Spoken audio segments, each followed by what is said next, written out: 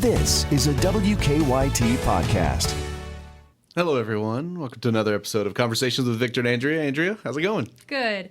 I like your podcast voice. Oh, yeah, because it changes because we're literally just sitting here talking. And I sound like me, and then suddenly I turn into podcast Victor. And that reminds me of The Bachelor this week because were there some big happenings? there was a lot of drama over a pageant girl that they said was fake because her voice changes in certain situations. And you identified with her? And she acts different when the cameras are on. I'm like, well, I don't know anybody like that. Doesn't everyone do that? But no, but seriously, you know what I mean? Like, if you were on national television and you saw a camera on you, you would probably, like, try to straighten up and, suck it in. Like, that, I think it's normal to I don't think that's being fake. I we think all that's wear just, different masks. Yeah, it bothered me that they were coming at her so hard. And she is annoying. You know what I mean? I'm not saying she's not annoying, but, like, they were, like, acting like she was evil and, like, a bad guy, villain. And I'm like, she's not a villain. I'm like, a person can be annoying and not a villain. Sorry, I just went down a different rabbit hole. Anyway. I like that path. I wasn't expecting Bachelor talk right off the top, but I can tell you're very passionate about this. Well, it just reminded me. I'm like, everybody's a little bit fake sometimes. Yeah, and that doesn't make you a bad person. No, I agree with that. And if sometimes people are a little too unguarded, and then they get called out for that. So you can't win. You can't win. Exactly. You can't win, people. So today is, I would say, one of our first kind of serious podcast. Yeah, I mean, we're this isn't really like a jokey, lighthearted type subject, but it's a really good discussion, and I'm glad we did this. Mm-hmm. This is a program, and I'll credit Darnell Crenshaw with helping us set this one up. Mm-hmm. I think all three of us actually. You probably did a story on Natalie's sisters. Yep. I did as well, and so did he. And because it is Human Trafficking Awareness Month, so we've kind of connected with this group that helps with something that people don't realize is an issue here. Yeah, and so we're talking with Jani Lewis with Natalie's sisters. They reach out to women on the street, involved in prostitution. They go into adult clubs and connect with those women. Sometimes they need help, and they just try to get them the resources. As she'll explain, they're kind of their first touch as far as getting them help if they need it. They're step one on a 12-step program, basically, if you want to, kind of look at it that way. So we are really excited to be able to shed some light on this and just educate people and, introduce you all to an awesome organization. So enjoy this week's podcast. Let's go. We're getting started here. We are joined today by Jani Lewis. Jani, thanks for coming in to join us. Thanks. Glad to be here. Well, I don't know if glad is the word. She's nervous to be here, reticent. I'm glad there's no camera. I know. Most people, that's their favorite part about podcasting. Yeah. It's nice for us, too, because we don't have to worry. That's true. But so we have gotten to know you through your work at Natalie's Sisters. So first, for anyone out there that doesn't know what that is, any of our listeners, kind of just explain what you all do. Natalie's Sisters is a first touch ministry that was started 20 years ago, and we reach out to and try to help sexually exploited women in Central Kentucky. And when you say sexually exploited, kind of break down what that is. You know what I mean? Okay, so an international issue, sexual exploitation as defined by the United Nations, is transactional sex or solicitation of transactional sex in an exploitive relationship. Women in prostitution and adult entertainment fall into that category, and those are the women that we're reaching out to because of their vulnerability and involvement in high-risk transactional work. Right. And I mean, that makes perfect sense, obviously. Yeah. And you all have different ministries, right? Mm-hmm. Different ways that you connect. I know there's a street team that actually goes out. And the church ladies. I think some people know you all as the church ladies. They actually do. We've been in the clubs for 20 years. We started in 2000. And about the third or fourth year, they started realizing who we were because we don't go in and preach or hand out tracts or do any of that stuff. So they finally figured out we were a bunch of ladies from different churches and started calling us the church ladies. So my daughter and a group of her friends actually for Halloween one year dressed up as, Saturday night church ladies to deliver their food. So that's kind of stuck ever since. Yeah, that makes sense. How did you get started in this? I was in outreach I wasn't in outreach. I was in women's ministry at the time at Southland Christian Church and determined that my daughter and another friend and I were having lunch one day and we just talked about what we felt like we were being called to do. And for various reasons, all of us felt like we wanted to reach out to this particular audience. And we called, my son at the time was a bouncer in one of the clubs. And we called him and said, how can we get involved? Because we really want to reach out to the ladies. We feel like they're for various reasons. Again, this is where we want to be, and he just made arrangements for us to bring dinner in. That's how we got started. And how are you received when you go in and start talking to them? Very well. In the very beginning, they kind of looked at us like we were crazy. But once you start taking fried chicken and homemade banana pudding to to anybody who's hungry, it opens a lot of doors. Oh, absolutely. Yeah. Yeah. And then one of the things you mentioned, I guess you all also help out people who are potentially being trafficked. Mm-hmm. How common is that around Kentucky? It's one of those things a lot of people don't think about, but I mean, we were talking about just the other day, there was somebody arrested for something, similar. Oh, they don't think it's happening here. No, nobody right? believes that it is. Well, trafficking is, it either is by force, fraud, or coercion. And those are pretty broad terms. So it's not like you're being tied up and thrown in the back of a car and driven across state lines.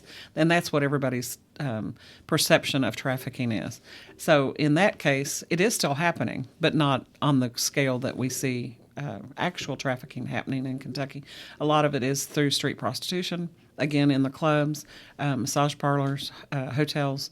It's everywhere. It's in every town. It's just not seen. It's invisible. And like you said, sometimes people think of somebody possibly being imprisoned or kept someplace, but sometimes it's people who just feel like they can't leave. Is that Right. kind of how that works? Yeah, there's Stockholm syndrome. There's yeah. a lot of women. They're wooed by what's called a Romeo pimp, and it's a guy that convinces them that he's going to marry them, and this is the life that he's going to give them, and then it's not at all what happens.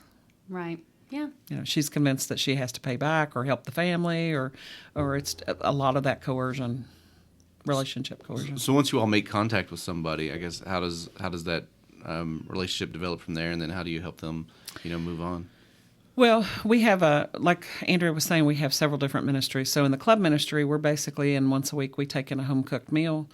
We develop relationships with the ladies, and then if they have something that they need help with, then they know they can call us. They've got a phone number they can call us.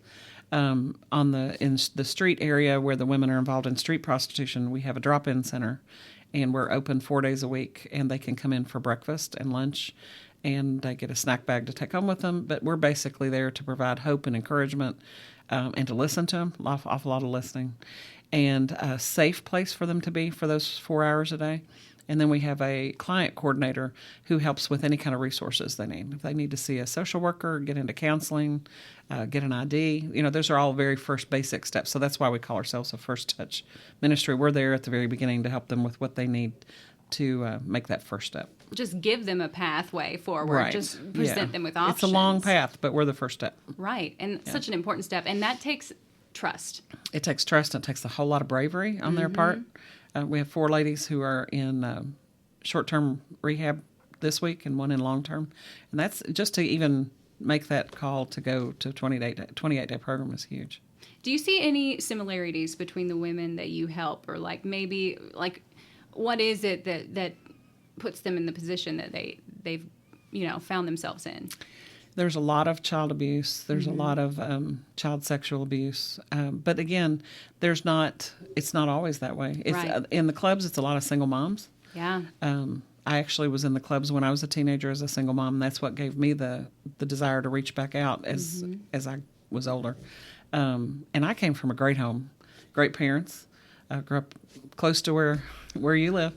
My parents were there. I just took a wrong step, and became a single mom. And then I was too proud to reach out to my parents for help. So I thought, oh, this is a way I can make money. And then I got involved in that world for a few years. And so it runs the gamut, but there is an awful lot of abuse and that sort of thing as well. Well, for so many people, it's called the world's oldest Profession. Mm-hmm. You know what I mean? For women.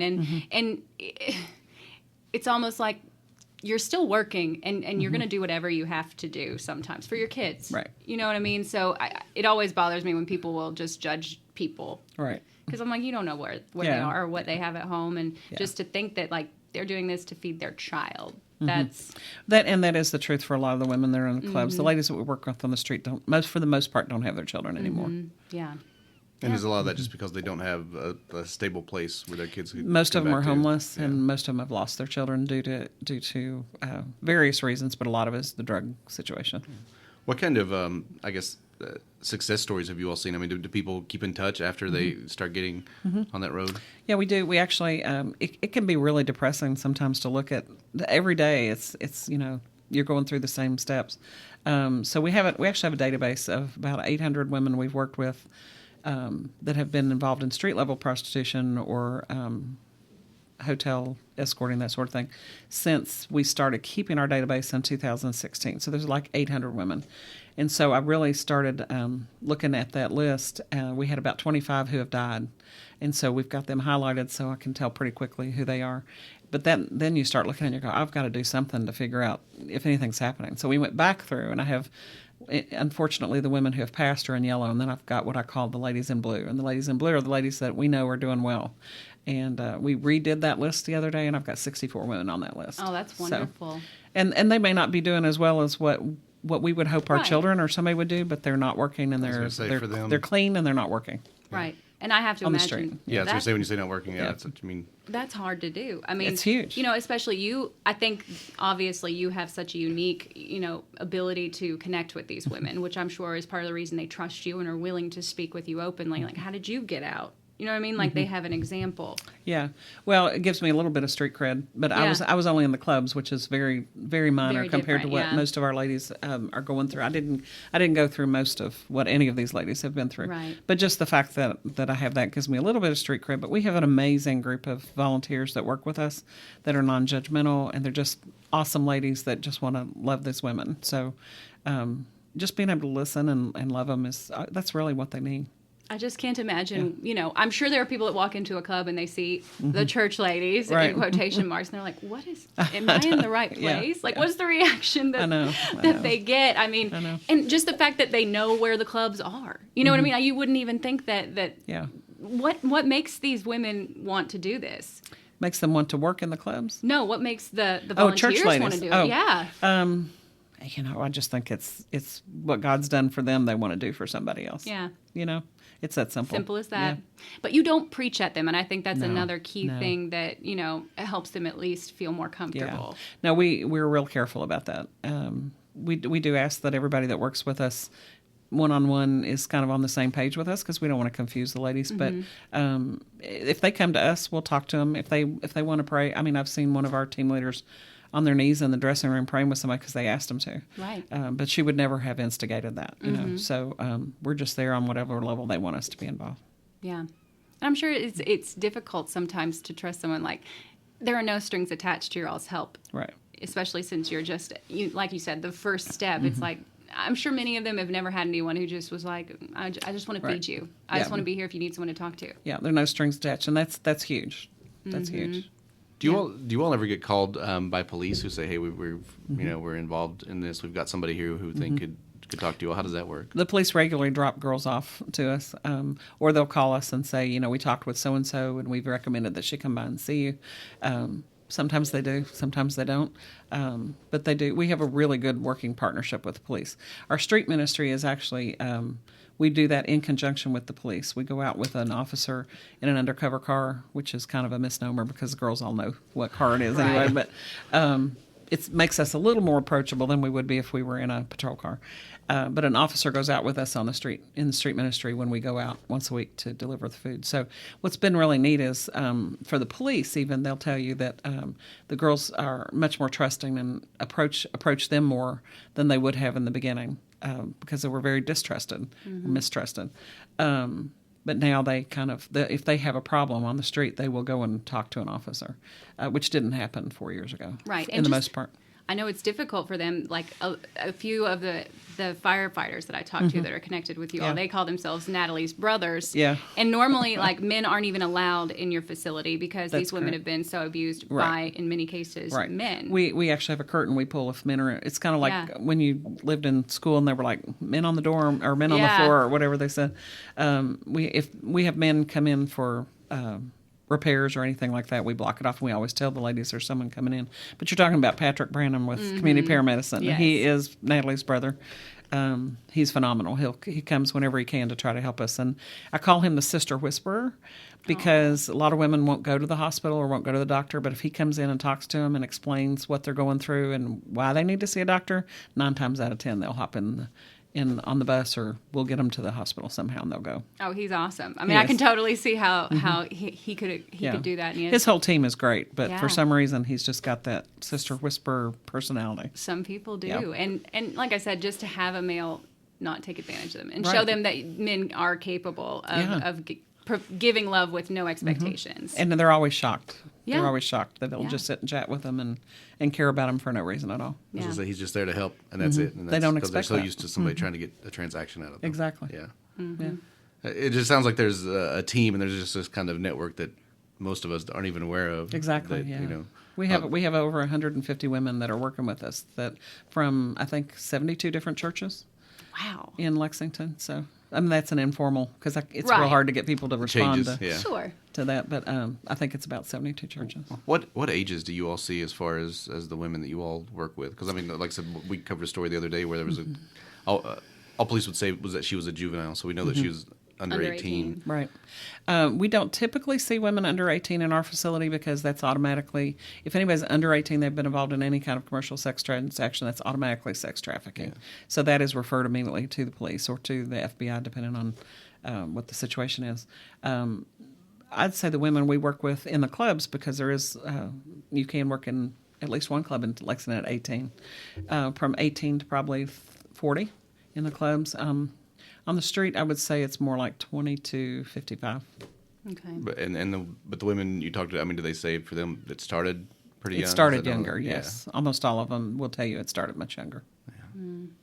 Now, I think you mentioned you've listened to a few of our podcasts, which is new. You know what I mean? She's Yes. we've converted her. It's maybe new. It's potentially. new for me. I'm not typically a podcast listener, but I am now. Yes, and she was worried coming in because most of our podcasts are lighthearted, and I was like, I love Yeah. that we're talking to you today, and just Yeah, this is kind of our first serious discussion, but I'm glad we're having it. I think it's something a lot of people aren't aware of is happening in Lexington. I fell in love instantly with it. Just the church ladies, like it's so, and just this community of women that have never been shown love. Right. That you all And when you come do down that. and you feel the love when you come to the house. Oh, you do. Yeah. It's palpable, no Yeah. doubt about it. And I think people are going to want to help you, hopefully, when they hear this. So, I came in this morning and I was like, I have a bunch of clothes. I don't know what you need because obviously, if people bring in a ton of stuff, you can't Right. take everything. But Right. And we do so- ask the people are specific about the clothes they bring because we have a really limited storage space. Right, which is understandable. But Yeah. what can people do? What do you need? Well, there's lots of different ways. There's plenty of opportunity for anybody that wants to get involved. For those who just want to help out by collecting items or dropping off stuff,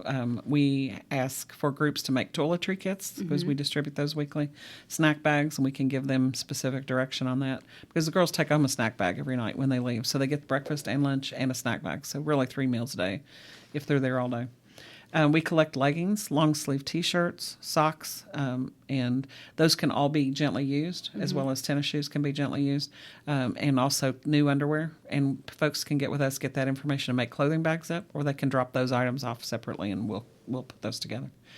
They can put together a team to make sack lunches or cook a hot meal. We serve 25 women every day, and that's all donated food. They can join a club food team and cook a hot dish once a month as a part of a team. They can put together a team of four to six people to clean the drop-in center and organize clothing closet about once a month or once a quarter if they like. We always have light yard work to do. And then we have folks that just write letters of encouragement to our ladies that are in jail as well, or cards to give out at the drop-in center. Ladies come in and they look for their card every day. Oh my gosh. And some of them carry them, because they're homeless, most of them. And they'll have a backpack or a bag they carry, and you'll see they've got 25, 30 cards they're carrying. Oh, wow. Just because they love them. That is incredible. Especially the cards kids make. They love those. Oh my gosh, something so simple. And something So I think a lot of simple. us would take for granted, just somebody reaching out like that. Yeah. All right. And I also loved, I think part of the reason I fell in love with it is it gives a lot of women, who are retired, like it's like they need a purpose. Right. And this gives them purpose again and people to love and a Right. wider community. Yeah. So I just Yeah, our volunteers run the gamut. We've got some we have to be 21 to serve hands-on, but we have kids, obviously kids who help with lunches, and there's homeschool groups that put together lunches and make cards. But we had our very most wonderful volunteer who passed away a few years ago. His name was Lorraine. Yes. And she worked in the clubs. She did not have the opportunity to work at the drop-in center. She passed before that. She was in her 80s. And the women absolutely adored her. Yeah. And she would, this little grandmother, and she was a little grandmother, white hair, little grandmother type. And she was a church lady. And she would go in and she'd say, I'm going to the clubs tonight, and get all dressed. And her family would send her off. And Now, she was one of the most popular ladies we had visiting. didn't she have like a necklace that she would wear? She did. I don't know the specifics of it. Anna could tell you about that. But Okay. Yeah. I heard a story about an interesting necklace that probably you wouldn't guess that a church lady would wear. But it was a good conversation starter. Yes. We'll just say that. I'd say it probably it was. helped her. Yeah. Especially you talk about, a lot of people sometimes come from broken homes or just don't have family, so to have somebody like a grandmother type figure come in, somebody that you can connect to. I can see why she'd be popular. Oh yeah, she was. I love it. Awesome. All right. If people want any more information, how do they get in touch with you? I know Facebook, always. Everybody's got one. Facebook is a great way to get to stay in touch with us because we update it probably twice a day. So we're at Natalie's Sisters. That's 2 S's in the middle. You can contact us at 859-533-5946, or you can drop us an email at janie@nataliessisters.org. Again, that has 2 S's in the middle. And we also we have a webpage as well that's active. One of the things we always see during big events, especially the Derby, they always talk about trafficking kind of going up. Is there anything that if somebody's out and they see something kind of out of place that is kind of a sign, or that you all? Yeah, there are actually some warning signs, and we'll post those on our website because there's a big long list. But Polaris is an active anti-trafficking group that has a good long list. But basically, if somebody looks like they're not in control of themselves, they don't have their ID, somebody else is answering questions for them.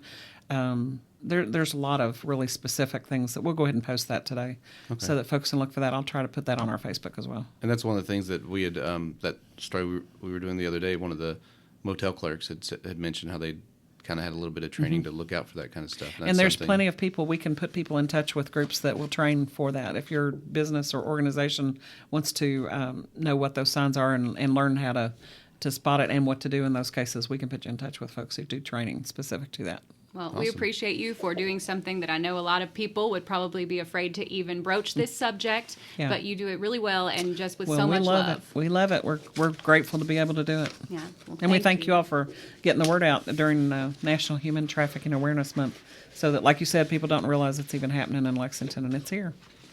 Awesome. Well, thank you for joining us today. Sure. All right, Andrea, I know you like that. That was a really good talk. It was, and it's been interesting. I didn't realize that I had a connection to Natalie's Sisters until I went home and I was talking to my mom about there's this awesome organization, these church ladies going to strip clubs. I was like, I can't imagine that sight. And my mom goes, well, your Aunt Gracia's a church lady. I was like, what? She's like, she used to cook meals for them because, she goes to Southland Christian Church and is part of the women's ministry. So I had no idea. And Janie knew my Aunt Gracia and I was like, I wish she'd told me about it sooner. So we're trying to kind of do that for other people, like just let you know that this exists, and if you can help, maybe consider it. Yeah. And then I also learned talking to her that she literally grew up across the street from my house. It's been a lot of time in your upstairs. In my house, yeah. She talked about how she, in the upstairs that I spent a week pulling carpet out of, she, I guess, played in there as a child. So, it's a small world.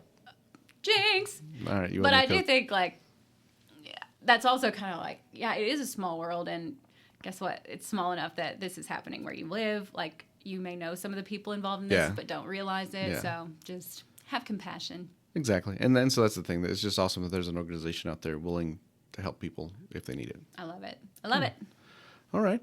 Andrea, I'm going to get into my favorite thing real quick. You go ahead. Apparently this press release actually came out in maybe June of last year, but I just saw it, and it's still relevant because it doesn't happen until later this year, fall of 2020. Micro machines are coming back. The tiny little cars. What? You remember the Micro Machine Man, the commercial? He talked real fast. No. You don't remember Micro Machines? They were like tiny little bitty I don't remember Matchbox this at all. type cars. I had so many of them.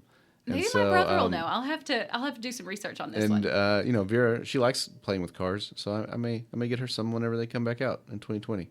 And I say get her some, but really it's going to be get me some. That's why you can't get rid of everything, or can't get rid of anything. Everything comes back around. Because it all comes back around. Yes. Well, as busted up as my Micro Machines were, it's probably a good thing to get rid of them. We talked about Eastern Kentucky hoarders. I'm like, I get it. Yeah.